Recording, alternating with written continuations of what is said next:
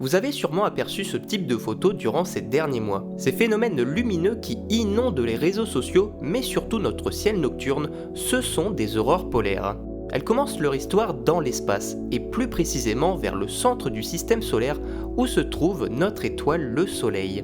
Lors d'éruptions solaires, notre étoile projette dans l'espace d'immenses nuages de particules très énergétiques, tels que des protons, des électrons ou encore des ions positifs, voyageant à plus d'1 million de kilomètres par heure. Quand ces particules très énergétiques atteignent la Terre, elles sont capturées par la magnétosphère qui les dévie vers les régions polaires. Dans les hautes couches de l'atmosphère, elles entrent en collision avec les molécules de dioxygène et de diazote. Les atomes vont alors s'exciter et ne pouvant rester dans cet état, les électrons de ces atomes vont changer d'orbital atomique en libérant des photons, donnant naissance aux aurores polaires. Leur couleur dépend du gaz avec lequel les particules solaires interagissent et de l'altitude. Le vert vient du dioxygène entre 100 et 150 km, le rouge du dioxygène plus haut, au-dessus de 200 km, et les teintes violettes et bleutées proviennent du diazote.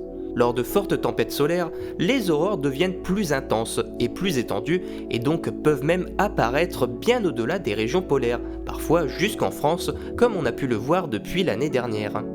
D'ailleurs, est-ce que vous connaissez le Planétaire? C'est un dispositif qui permet de recréer en laboratoire des aurores polaires.